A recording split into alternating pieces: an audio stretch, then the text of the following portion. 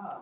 It's either or. If it's the VA, it's probably Gov. It's maybe so, but if you just type in My Healthy Vet, you should It is? get it. Is it Gov? All right. Do you hear that?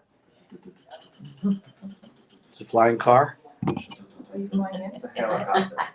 Our next speaker is flying in. He's gonna land right over here. Here he is. I know he was, Oh, I was thought so it was gonna be the worried, president. Sherry, that I didn't have anybody planned for tonight.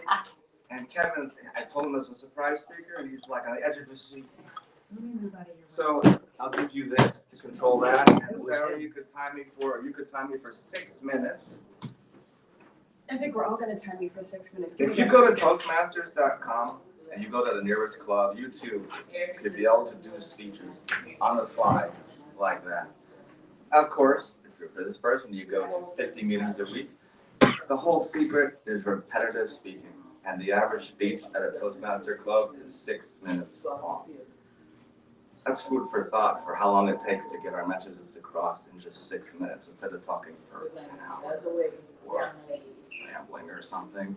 But anyway, here is the question of the day, which is, you ever go to a networking meeting and there's only one person or 24 people or 150 people? But what if there's only one? Does it disappoint anybody that there's not 100 or 24? I would venture to say, don't let it disappoint you. I'd rather go to one meeting where I can get that spark, that chemistry. I got a lottery ticket. I think I told you about it. One in like 24 years. I think we got like 3 tickets. And that one ticket, I didn't get one number on that ticket. So there was no sparks there. Did I cry and not buy another lottery ticket because there was no numbers on that ticket? No. If you did you ever show up to a meeting and the person that you were going to meet didn't show up? Did that ever happen to anybody?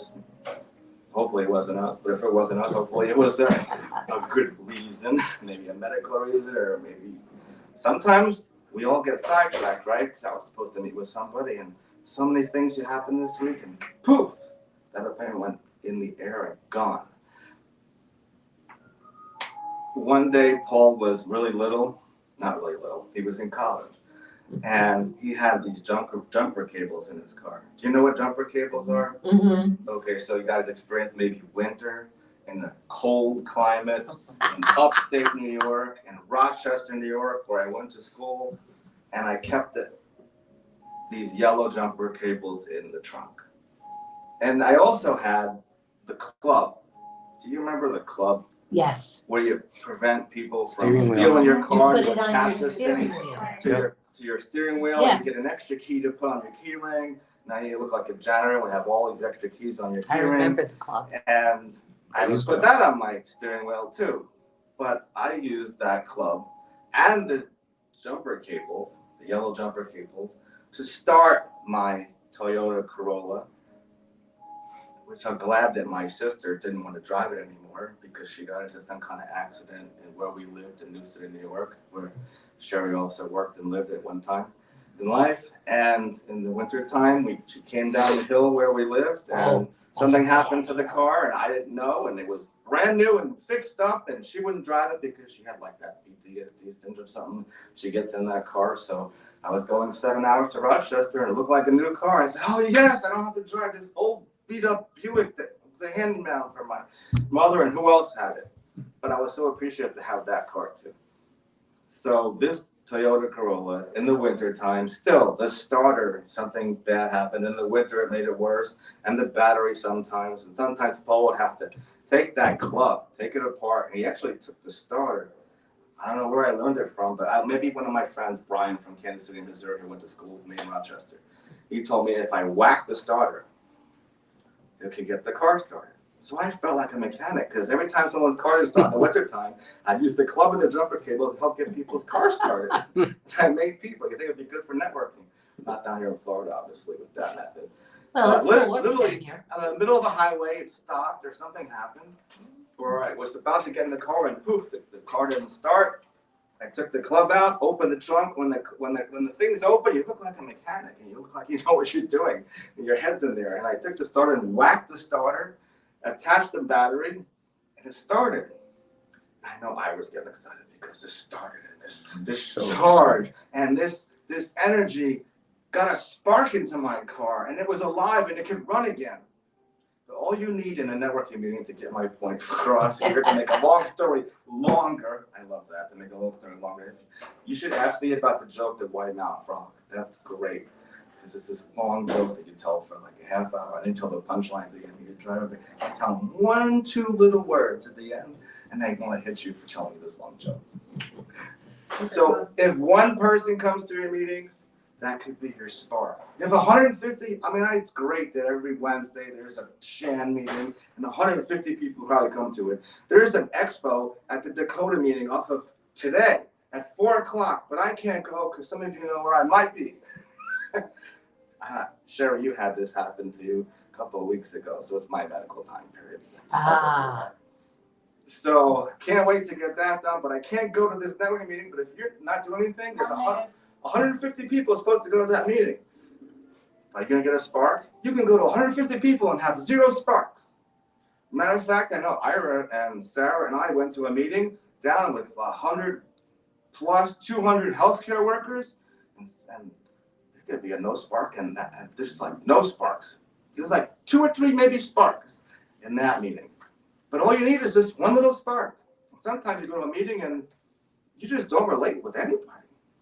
But it can happen. But all you need is that one spark. So when we started this group, it was just 1 or 2 of us at a breakfast place.